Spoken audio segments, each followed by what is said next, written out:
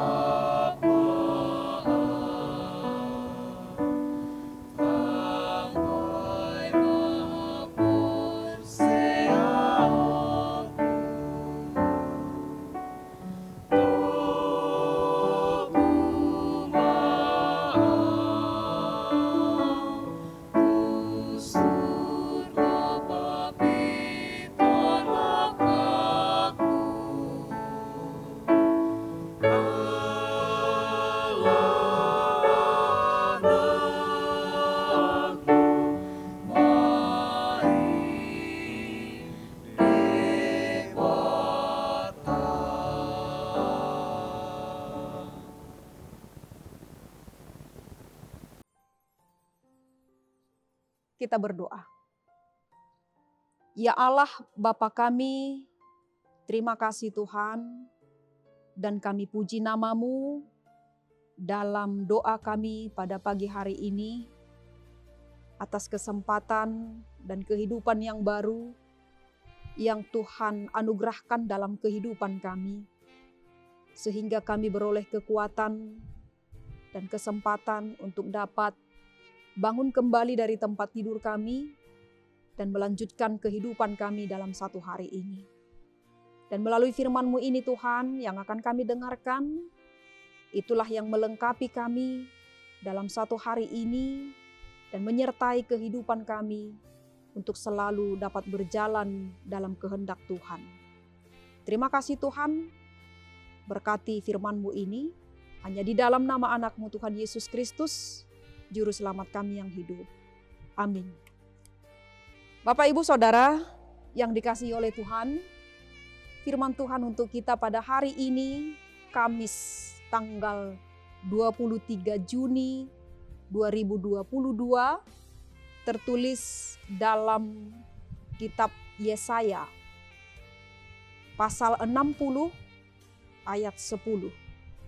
Dikatakan dalam bahasa Indonesia, orang-orang asing akan membangun tembok-Mu dan raja-raja mereka akan melayani Engkau. Sebab dalam murkaku, aku telah menghajar Engkau, namun aku telah berkenan untuk mengasihani Engkau. Dalam bahasa Batak dikatakan, jadi ikon paulion ni halak sileban muse akaparikmu jala akara janasida marhaladuiho aidi bagasan rimas hudoho hulit singi nasailaon jala di bagasan talup ni rohaku nunga huasi iho nuaing. Demikian firman Tuhan. Saudaraku yang dikasihi oleh Tuhan, ketika kita mendengar kata hajaran, pasti yang terbayang di dalam benak kita adalah suatu tindakan atau pukulan yang bertubi-tubi untuk melampiaskan sebuah amarah yang sedang memuncak, di mana hal itu menimbulkan rasa sakit hati yang mendalam.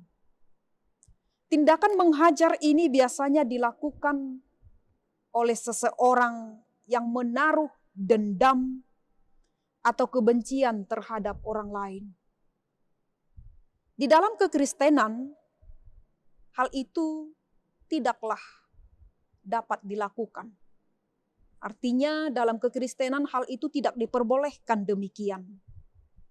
Dan pengertian hajaran di sini menurut kekristenan kita dan iman kita, bahwa hajaran yang dilakukan Tuhan terhadap anak-anaknya bukanlah karena ia tidak mengasihi kita. Tetapi justru sebaliknya, Tuhan menghajar kita merupakan bagian dari tindakan kasih-Nya kepada kita. Kalau kita baca dalam Ibrani pasal 12 ayat 6, dikatakan di sana, karena Tuhan menghajar orang yang dikasihinya, dan ia menyesah orang yang diakuinya sebagai anak. Itu artinya Tuhan menghajar kita bukanlah untuk melampiaskan amarah dan kebenciannya kepada kita, tetapi dengan maksud dan tujuan supaya kita memiliki kehidupan yang berkualitas dan bermanfaat. Tuhan mengasihi kita apa adanya, namun Ia tidak membiarkan kita untuk tetap dalam keadaan yang apa adanya. Sekali lagi, Tuhan mengasihi kita apa adanya diri kita ini. Namun Ia tidak membiarkan kita tetap dalam keadaan yang apa adanya. Karena itu, Ia akan memproses dan juga membentuk kehidupan kita sampai menghasilkan buah-buah yang terbaik. Ibarat seperti emas murni yang selalu dihasilkan dari pemurnian dalam api yang memakan waktu yang cukup lama sampai semua kotoran dan ketidakmurnian yang terkandung di dalam logam itu terbakar habis. Bagaimana pengrajin emas tahu bahwa kotoran di dalam emas habis terbakar? Yaitu ketika ia bisa melihat bayangan dirinya sendiri pada emas yang sedang dileburnya. Hajaran Tuhan kepada anak-anaknya hanyalah untuk memurnikan kita sampai rupa Kristus terjadi nyata atas kamu. Sebagaimana dalam Galatia 4 ayat 19. Berapa lama Tuhan menghajar kita? Sampai maksud dan tujuannya tercapai, serta tergantung kerelaan hati kita untuk dibentuk oleh Tuhan. Kalau kita memberontak, maka akan semakin lama proses yang akan kita jalani. Seperti bangsa Israel yang harus mengalami hajaran Tuhan selama 40 tahun mereka di padang gurun karena mereka tegar tengkuk. Sehingga hajaran Tuhan boleh kita imani selalu mendatangkan kebaikan kepada kita. Untuk itulah Bapak Ibu Saudara yang dikasihi Tuhan, jangan pernah mengeluh bersungut-sungut akan apa yang kita hadapi sekarang. Kalaupun Tuhan menghajar kita pada saat ini, maka imanilah bahwa hajaran Tuhan itu bukan karena amarahnya, tetapi karena kasih-Nya kepada kita, supaya kehidupan kita terbentuk dengan baik dan perilaku kita sesuai dengan kehendak Tuhan. Amin. Kita berdoa. Terima kasih Tuhan Allah Bapa kami di surga. Pada saat ini kami kembali datang kepadamu melalui firman yang sudah kami dengarkan ini Tuhan, yang mengajarkan kepada kami betapa begitu besar kasih Tuhan dalam kehidupan kami. Dan begitu baiknya Tuhan dalam setiap tindakan-Mu dalam kehidupan kami. Tetapi kami sering tidak dapat melihat kebaikan dan kasih Tuhan.